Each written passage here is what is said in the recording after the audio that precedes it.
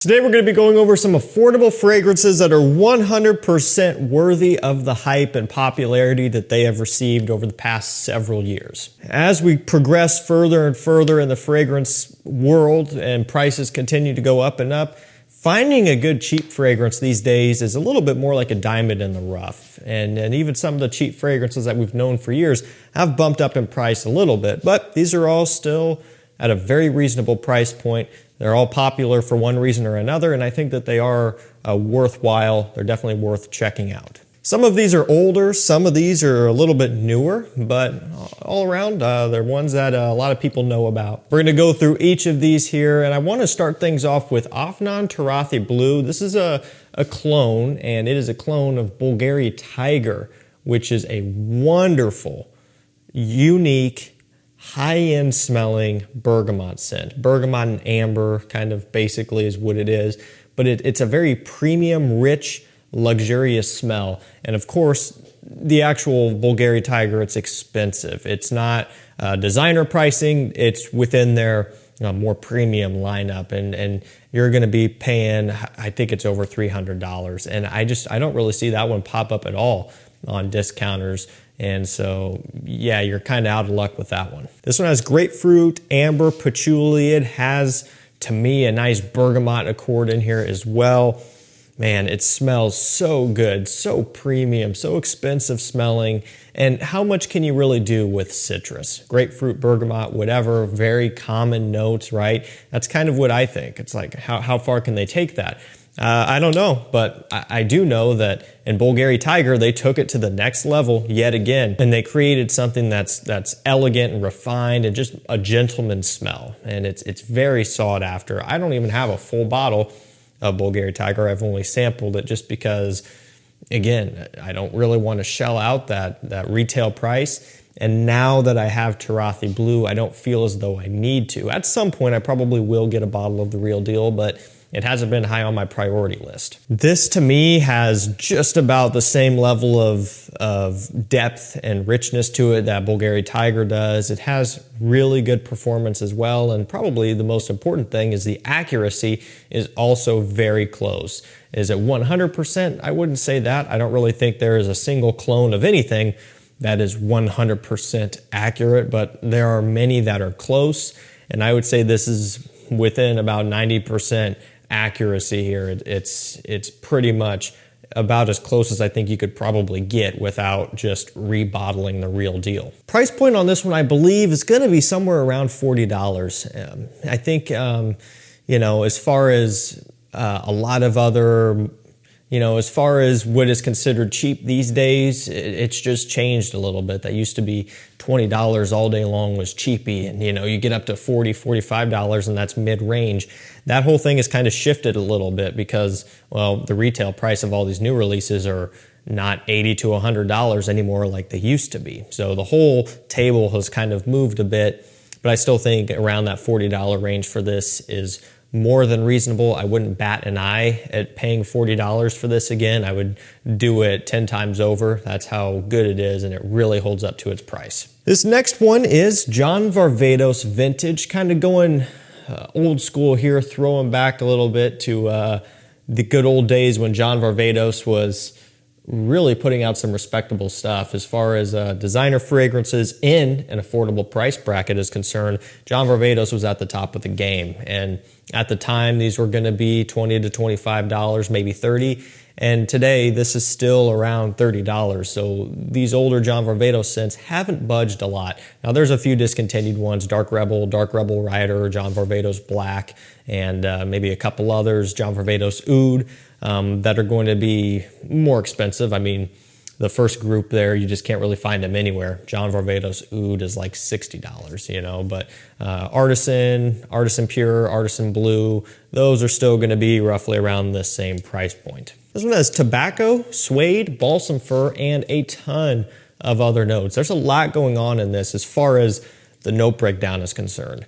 Now, would I say that the scent itself has as much going on as what it looks like in the notes? Probably not. Again, I love how this smells. It's one of my favorites from John Varvados, but they've got, I don't know, probably 30 or 40 notes is what it looks like when you look at it. I have no idea how many, but they have a ton of notes listed for this. This doesn't come across that extreme, that complex, but it definitely is a really nice, high quality for the price designer scent with plenty of uniqueness to go around. This is old school in the sense that it's not sweet, it's not bubblegummy, it's not aquatic, it's not a blue fragrance, it's nothing like that.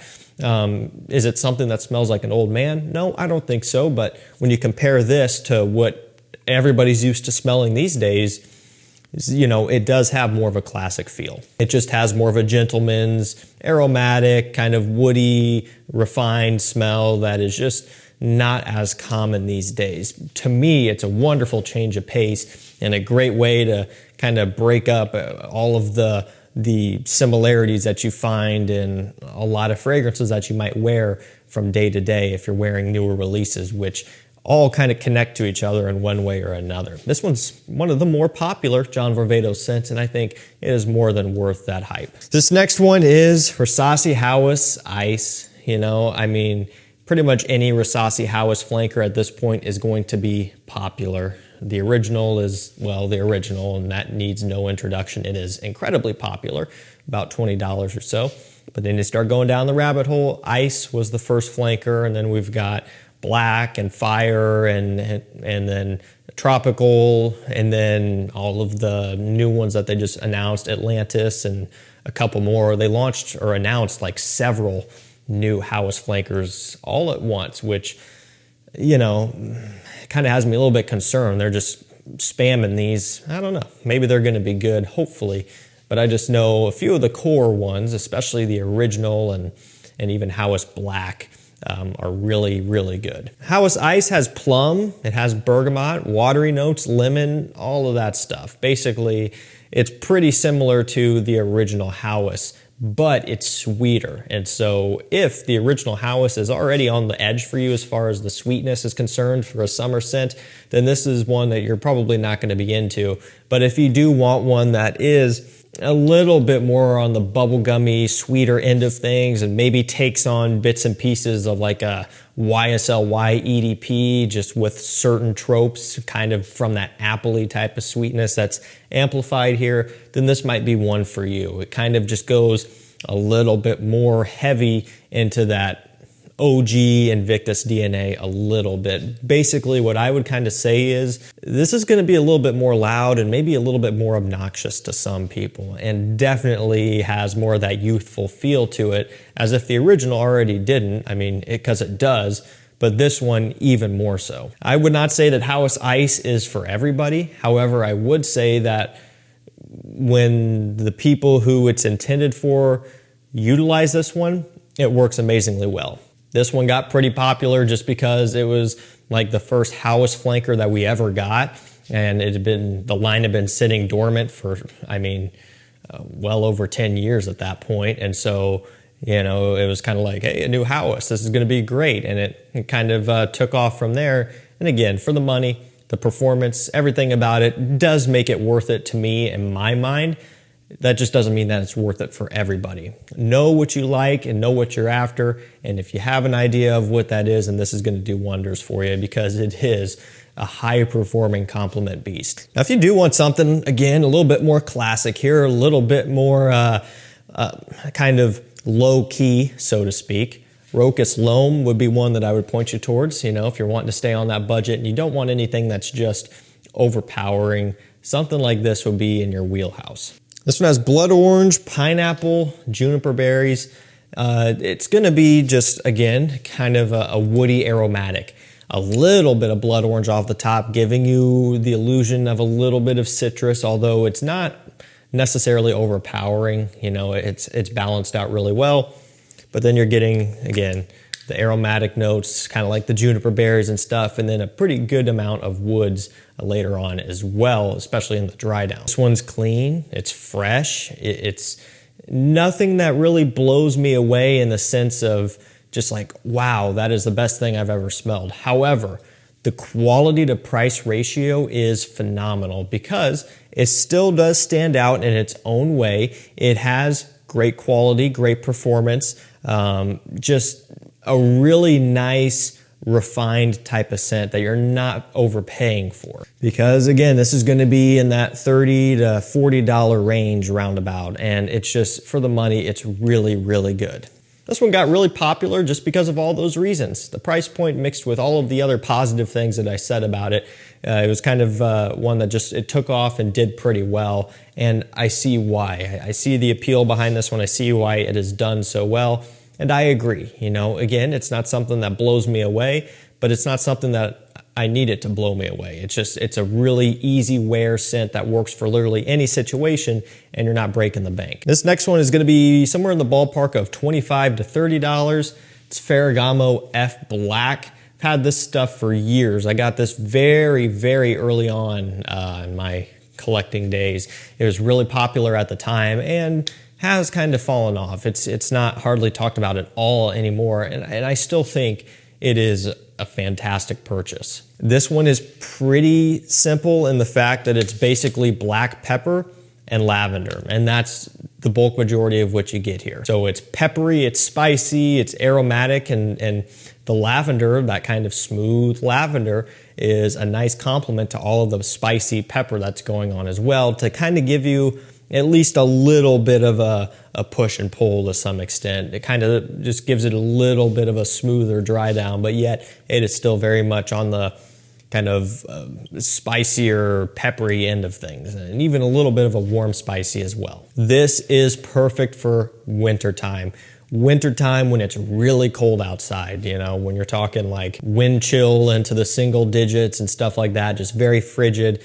You want something that has some sort of peppery bite to it, or some sort of overwhelmingly sweetness to actually be able to cut through the air, because when it's cold like that, man, it really kind of weakens your scent projection, and it just kind of, it does the opposite of what heat does, which heat kind of amplifies your scent. That cold, brutal air will kind of push it back, and so you need something that will fight through it, and this one does. It's been cheap for its whole life. I think it used to be just 20 bucks. Now, again, it's gone up to maybe around the $30 range, which is still more than reasonable. I wouldn't think twice about paying 30 bucks for this stuff.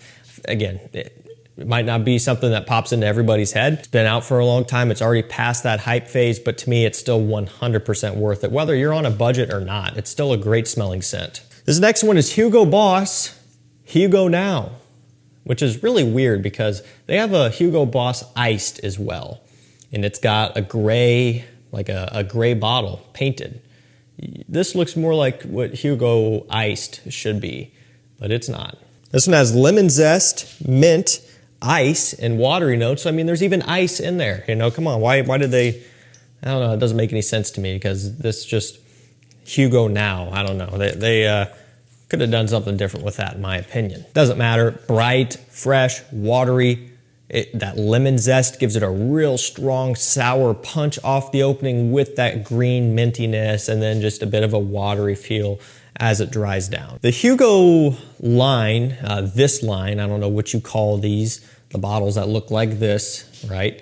You know, with the little strap on the cap. There's so many of them, and a lot are hit and miss, to be fair. There are so many that blend in.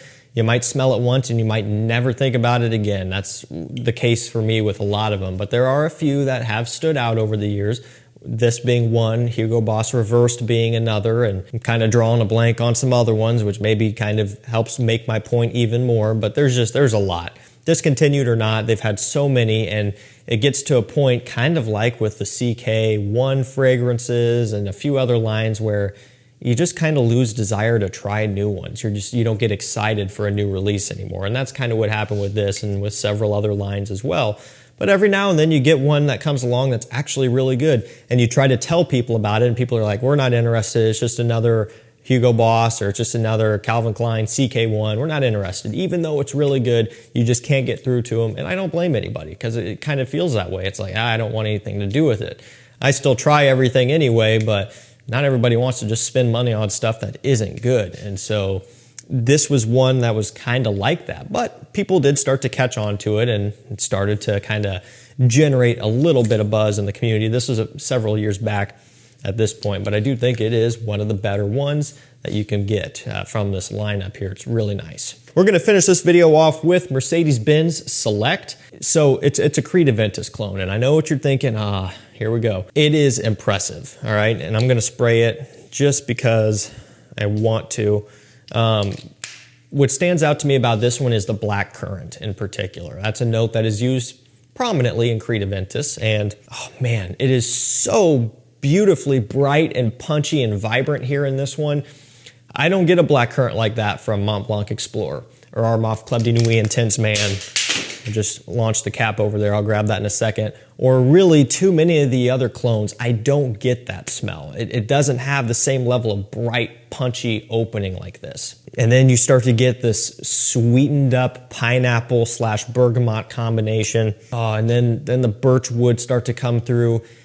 It's cheap, all right, that's why it's in the video, but it's multifaceted. Sometimes things like Explorer and a few of the other popular but cheaper Aventus clones are kind of on the flatter end of things. You smell them, and what you get in the opening is what you get 6 hours later. It just doesn't change a whole lot. It doesn't really have a whole lot of depth behind it, but this one, you can tell that there are layers to it, and it will continue to develop over the course of you wearing it. So for a lot of people, if you already have Aventus or a handful of Aventus clones, you know, you might not need to go out and buy this. I don't want to talk people into it, but if you do want an Aventus clone with a real nice focus on that black currant off the opening, which is one of my favorite parts of Aventus, this is one of the very few that actually focuses on that. Pretty much every other clone basically focuses on the pineapple, and then a lot of them really go in on the birch, trying to emulate an older batch of Creed Aventus. But there are, you know, batches that had more of a black currant